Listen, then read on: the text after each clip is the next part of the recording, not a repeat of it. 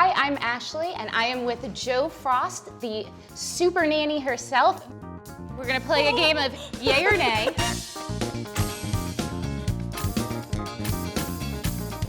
These are your paddles. Basically, I'm gonna give you some short scenarios. You give me a yay or a nay.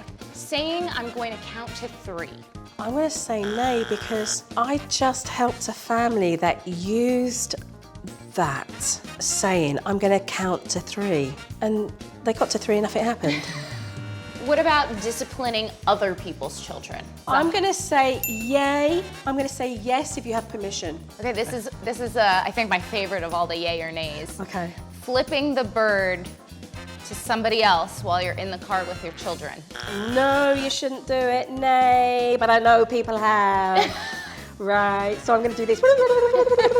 No, I mean, of course, we don't want to lose our temper in the car, do we? But I remember a friend of mine with her daughter in the car and stuck in traffic, and under her breath, she went, traffic. She didn't think her child heard, Then one day they were stuck in the traffic again, and her little girl just turned around in the back seat and went, Mummy, is this traffic? And she went, no, this is stuck in traffic. We're stuck in traffic, darling, we're stuck in traffic. So look, hey, it happens, It's not ideal. Your face looks so guilty. Yeah, my son's new pet trick is he thinks it's really fun to say, oh, chit, Yeah. oh, chit, hey, dada, oh, chit, ha, ha, ha, ha, ha. Look, it happens. I didn't teach him. What do you think about bribing kids with candy? Ultimately, no. Where do you go with that? I've watched 8-year-olds negotiate with their parents. Well, you offer me a $5, but I'll do it for $10. I'm like, how do we even get You've really into seen this that space? Oh, yeah. scenario? Yeah.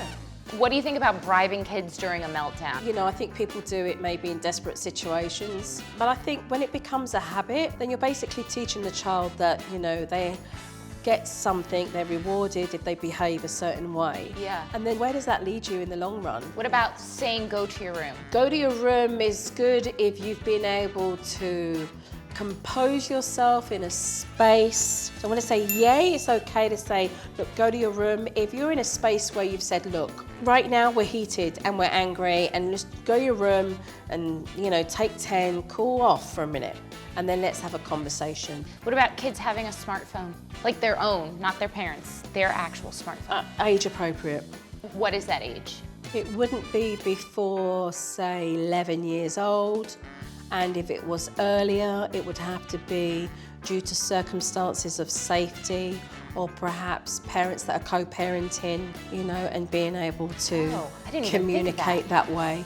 But on that, yay or nay, checking your kid's smartphone. Because I plan on doing that till my son's like 25. I want to see who he's talking to, what they're talking about. I get that.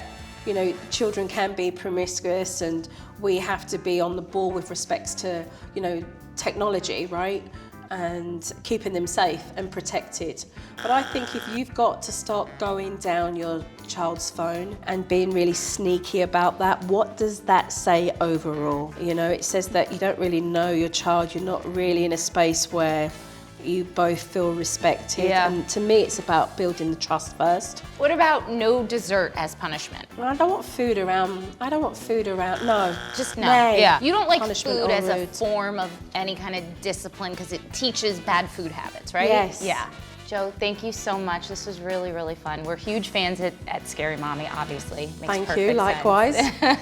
New episodes of Supernanny are on Lifetime, Wednesdays at 10 p.m. Thank you again, Jo. Thank you.